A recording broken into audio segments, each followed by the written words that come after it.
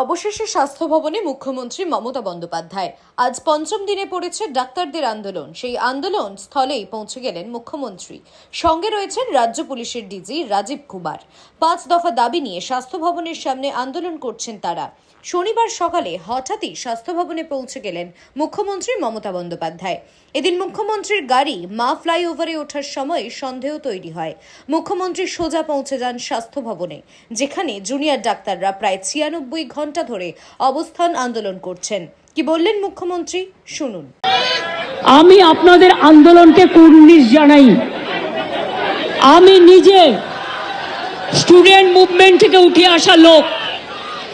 আমি student movement, আমি নিজেও অনেক সাফার করেছি জীবনে। আমি জানি আমার পোস্টটা বড় কথা নয়, মানুষের পোস্টটাই বড় কথা। আমি আপনাদের কাছে বলতে এসেছি, কাল সারা রাত ঝড় জল হয়েছে। আপনারা যখন কষ্ট পেয়েছেন, আমিও সারা রাত ঘুমোতে পারিনি। আমারও কষ্ট হয়েছে, এই ঝড় জলের মধ্যে আপনারা যেভাবে বসে আছেন, আমার মানসিকভাবে কষ্ট হচ্ছে। আপনারা আজকে 33 দিন 34 দিন, আমিও কিন্তু রাতের পর রাত ঘুমাইনি। কারণ আপনারা যখন রাস্তায় থাকেন, আপনাদের জন্য আমাকেও কিন্তু পাহারাদার হিসেবে জেগে থাকতে হয়। আমি আপনাদের কাছে যেটা বলতে এসেছি, এত ঝড় বৃষ্টির মধ্যে, প্রাকৃতিক দুর্যোগের মধ্যে আপনারা অনেক কষ্ট পেয়েছেন। আর কষ্ট না করে যদি আপনারা কাজে ফিরতে চান, আমি আপনাদের প্রতিশ্রুতি দিচ্ছি, আপনাদের ডিমান্ডগুলো আমি কথা বলে সহানুভূতির সাথে আমি স্টাডি করব। আমি অফিসারদের সাথে কথা বলবো। আমি একা সরকার চালাই না, আমার সাথে একটা chief secretary, home secretary, DG police সবাই আছেন। আমি আপনাদের বলতে চাই, আপনাদের ডিমান্ডগুলো আমি ভাববো, আমি চিন্তা করব। যদি কেউ দোষী হয়, তিনি নিশ্চয়ই শাস্তি পাবেন। এবং আমি চাই তিলোত্তমার বিচার হোক। আমি সিবিআইকে অনুরোধ করব, যত তাড়াতাড়ি বিচার হোক, এমনকি 3 মাসের মধ্যে তারা যেন ফাঁসির অর্ডার দেয়। আমি একটা সিবিআইকে অনুরোধ করব আপনাদের প্ল্যাটফর্মে বসে। আর আপনাদের কাছে আবেদন জানাবো, আমাকে একটু সময় দিন, আমি ব্যাপারগুলো নিয়ে আমি চিন্তা ভাবনা করব। যদি আপনাদের আস্থা ভরসা আমার উপর থাকে, আমি কথা বলে সিদ্ধান্ত, অন্তত যদি কাউকে দোষী পাই, আমি নিশ্চয়ই নেব। আমি আপনাদের এটুকু বলবার জন্য এসেছিলাম। আমি আশা করি আপনারা এত কষ্টের মধ্যে বৃষ্টিতে ভিজছেন এবং আপনাদেরও পরিবার পরিজন চিন্তায় আছে, এবং আমি মনে করি অনেক মানুষও মারা যাচ্ছেন। আপনারা প্লিজ দয়া করে, আপনারা আমাদেরই ঘরের ভাই বোন, আপনারা কাজে যোগদান করুন। এবং আমি বলতে পারি, আপনাদের প্রতি আমি কোনো অবিচার করব না। আমি একটা কথা বলে যাই, হাসপাতালের ডেভেলপমেন্ট, ইনফ্রাস্ট্রাকচার, সব কাজ আমরা শুরু করে দিয়েছি এবং করব। আমি সব হসপিটালের রোগী কল্যাণ সমিতিতে আমি প্রত্যেকটা একদম রাজ্য থেকে শুরু করে সব মেডিকেল কলেজ এবং মাল্টি সুপার হসপিটাল, যত রোগী কল্যাণ সমিতি আছে, আমি প্রিন্সিপালদের চেয়ারম্যান করব। এবং তাতে জুনিয়র ডাক্তারও মেম্বার থাকবে, সিনিয়র ডাক্তারও থাকবে, নার্সও থাকবে, একজন পাবলিক রিপ্রেজেন্টেটিভ থাকবে এবং পুলিশ থাকবে। এই সিদ্ধান্ত আমি নিয়েছি। আপনাদের আরজিকর মেডিকেল কলেজেরও আমি রোগী কল্যাণ সমিতি ভেঙে দিলাম এবং সব মেডিকেল কলেজের আমি রোগী কল্যাণ সমিতি ভেঙে দিলাম। আমি নতুন করে এটা তৈরি করব।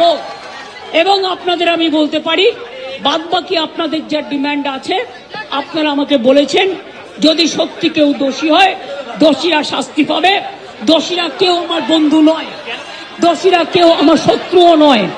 আর আপনারা যারা ভাবছেন কেউ আমার বন্ধু, আমি তাদের চিনি না, আমি তাদের চিনি না, আমি তাদের জানি না এবং আমাদের সাথে কোনো সম্পর্কও নেই। তারা এসছেন প্রসেসের মাধ্যমে, এই প্রসেস ফাইনাল হয়ে আমার কাছে আসে এবং তাই মাত্র 1 মাসের মধ্যে যারা এসছে তাদের কথা, যদি তারা কোনো ব্যাপারে এই খুনের সাথে, মার্ডারের সাথে, দুর্নীতির সাথে যুক্ত থাকে, আমি নিশ্চয়ই সাধ্যমতো চেষ্টা করব কথা বলে অ্যাকশন নেবার। আমি আবার আপনাদের কাছে বিনীত অনুরোধ করব যে আপনারা নিজেদের মধ্যে কথা বলুন, কথা বলে সিদ্ধান্ত নিন এবং আপনারা কাজে ফিরুন। আপনারা আমার ভাই বোন, এটুকু জেনে রাখবেন, আপনাদের জন্য সিম্প্যাথি, আমি কোনো অ্যাকশন নেব না। আমি ইউপি পুলিশ নই, ওরা এসমা জারি করেছিল, ওরা 6 মাস মনে রাখবেন স্ট্রাইক র্যালি বন্ধ করে দিয়েছিল। আমি এসব করব না, আপনারা নিশ্চিন্ত থাকুন। কোনো ডাক্তারের বিরুদ্ধে, কোনো কারো বিরুদ্ধে কোনো অ্যাকশন নেবার আমি বিরুদ্ধে। আমি জানি আপনারা অনেক কাজ করেন, মহৎ কাজ করেন। আপনাদের ছাড়া সিনিয়ররা, যেটা কিডনি ডিপার্টমেন্টে মারা গেছে, ক্যাথলেবও চেঞ্জ করতে পারে না, ক্যাথিটার চেঞ্জ করতে পারে না। সেই জন্য আপনাদের আমাদের প্রয়োজন। আমি আপনাদের বলবো আপনারা ভেবে চিন্তে সিদ্ধান্ত নিন। আর যদি আপনারা আমাকে বিশ্বাস করেন, আমি যখন আপনাদের ধর্ণা মঞ্চে আসতে পেরেছি আপনাদের একজন সহযোদ্ধা হিসেবে, তখন মনে রাখবেন যে আমি আপনাদের, যদি আপনারা বিশ্বাস ভরসা রাখেন, বাদ বাকিটাও মনে রাখবেন। আমি আস্তে আস্তে করে, একদিনে তো সব হয় না, করতেও সময় লাগে, আমাকে একটু সময় দিন। আমি নিশ্চয়ই সাধ্যমতো চেষ্টা করব। আমি দুর্নীতির কোনো একটা টেন্ডার কেস আজ পর্যন্ত আমার কাছে আসেনি। কোন রোগী কল্যাণ সমিতি কি কাজ করে এটা আমি জানি না, এগুলো আমার আন্ডারে আসে না। তাও বলি, যদি আপনাদের কোনো কমপ্লেন থাকে, কমপ্লেনের ভিত্তিতে নিশ্চয়ই আমরা তদন্ত করব। এমনিতে বিনা কারণে কাউকে সাজা দেওয়া যায় না। তদন্তে যদি প্রমাণিত হয় আমি নিশ্চয়ই সাজা দেব। আর একটা কথা, সুপ্রিম কোর্টে কেস চলছে, মনে রাখবেন 17 তারিখেও ডেট আছে। আমি চাই না আপনাদের কোনো ক্ষতি হোক। আপনাদের দিদি হিসেবে আপনাদের কাছে আমি অনুরোধ করতে এসেছি। আমি মুখ্যমন্ত্রী নই, আমি মুখ্যমন্ত্রী হিসেবে বলতে আসিনি, আমি আপনাদের দিদি হিসেবে বলতে এসেছি। যাতে আপনারা না ভাবেন, হ্যাঁ আমি চিফ মিনিস্টার আছি, আমি একটা পার্টিও বিলংস করি, কিন্তু আপনাদের কাছে এসেছি যদি বলেন as a chief minister, as a elder sister এবং আপনাদের আন্দোলনের সমব্যথী এবং সমসাথী, তাহলে আপনাদের অনুরোধ করব আমার কথা শুনুন। আগেও আপনাদের সমস্যা আমি সমাধান করেছি এবং আবার আমি করবার চেষ্টা করব। আমাকে এটুকু সময় দিন। ভালো থাকুন, সুস্থ থাকুন। আর একটা কথা বলবো, যে যা খাবার দিচ্ছে সব খাবারটা খাবেন না। হ্যাঁ, নিশ্চয়ই জাস্টিস হবে। সিবিআই এর কাছে যান, বলুন তিলোত্তমা কেসে জাস্টিস হোক। আমি আপনাদের কাছে আবেদন ছাড়া আর তো কিছু করতে পারি না, আমি আপনাদের জোর করতে পারি না। আমি আপনাদের কাছে আবেদন করে গেলাম, যদি আপনারা মনে করেন আপনাদের ধর্ণা মঞ্চে আসার ফলেও, আমি 26 দিন অনশন করেছিলাম, মনে রাখবেন সিপিএম গভর্নমেন্ট ছিল পাওয়ারে, একদিনের জন্য কেউ আমাকে কথা বলতে আসেননি।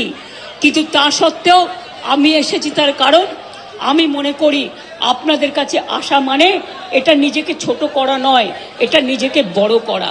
তাই আপনাদের আবার আবেদন করব, আপনারা বসুন, আপনারা আলোচনা করুন, করে সিদ্ধান্ত নিন। আমার এটা লাস্ট চেষ্টা আপনাদের জন্য করে গেলাম।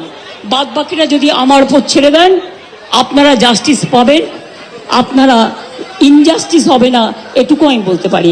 অনেক ধন্যবাদ, নমস্কার এবং আপনাদের সকলকে অনেক অনেক আপনারা দেখছেন ইউএন লাইভ, বাংলা খবরের শেষ কথা।